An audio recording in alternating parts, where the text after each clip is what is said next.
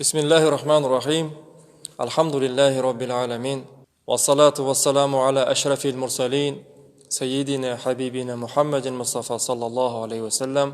Wa ala alihi wa ashabihi ajma'in. Amma ba'd. Assalamu alaikum wa rahmatullahi wa barakatuh. Bir minutта біз не істей аламыз? Кішкене соған тоқталып кетсек. Bir минутта Фатиха сүресін 3 рет оқуға болады екен ағайындар. Фатиха сүресін білмейтін мұсылман жоқ. 1 минутта 3 рет оқуға болады. Осы сүрені оқыған мүмінге 600-ден артық жақсы амал жасаған сауап жазылады екен. Ендеше сіз 1 минутта 3 Фатиха сүресін оқуға мүмкіндігіңіз бар. 1 минутта Ықылас сүресін 10 рет оқуға болады. 1 минутта Ықылас сүресін 10 рет оқуға болады. Егер осыны біз әдетке айналдырып, күніне 1 минут уақытымызды арнасақ, бір айда 300 рет, бір жылда 3600 рет оқып шығуға болады екен. Бұл 1 минуттағы жағдай. Ал енді пайғамбарымыз, оған Алланың сәлем мен салауаты болсын, былай деген хадисі бар. Осы сүреге байланысты. Кімде-кім Ықылас сүресін 10 рет оқитын болса, Алла тағала оған жәннаттан бір үй тұрғызады деген екен депті.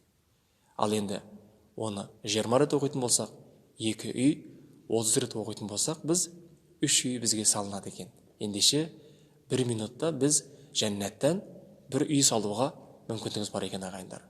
1 минутымызды қиып, Ықылас сүресін 10 рет оқиық ағайындар. Ал енді 1 минутта Құран кәрімнің бір парағын оқи аламыз. Ал енді құрметті ағайындар, мұсылман баласы бір күнде 5 уақыт намаз оқиды. 5 уақыт намаздан кейін біз Құранның 4 бетін оқуға дағдыланатын болсақ, онда біздер 5 уақыт намаздан кейін күніне Құран кәрімнің бір парасын оқуға мүмкіндік болады екен. Шынтуайтында да Құран кәрімнің бір парасын бірден оқу ауыр тиюі мүмкін, ал 5 уақыт намаздан соң өзімізге әдетке айналдыратын болса, бір намаздан кейін 4 парақты, сонда біз бір күнде Құранның 30 бөлігінің бір бөлігін оқығандай болады екенбіз. 1 минутта пайдалы және тілі түсінікті кітаптың 2 немесе одан көп парағын оқи алады екенбіз. 1 минутта ең қысқа салауат. Аллахумма салли ва саллим ва барик алейх. Немесе саллаллаху алейхи ва саллям деп біз 50 рет пайғамбарымызға салауат айта алады екенбіз. Ендеше пайғамбарымыз, оған Алланың сәлемі мен салауаты болсын. Кімде-кім маған 1 рет салауат айтатын болса, Алла тағала оған 10 салауат айтады деген екен депті. Ендеше біз бұл деген сөз 50-500 рет салауат айтқанмен тең барабар болады екен. 1 минутта Субханаллахи ва бихамдихи, Субханаллахил азим деп 50 рет зікір айтуға болады 1 минуттың ішінде. Кімде-кім бұл зікірді күніне 100 рет айтатын болса, оның күнәлары теңіздің көбігіндей көп болса да кешірем деген Алла тағала. Екінші бір хадисте кімде-кім осы сөзді 1 рет айтатын болса, Субханаллахи ва бихамдихи, Субханаллахил азим десе, оған жәннаттан бір ағаш егіледі екен.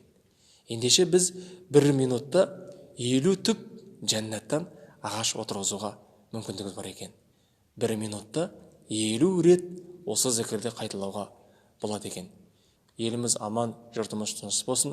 Ассаламу алейкум ва рахматуллахи ва баракатух.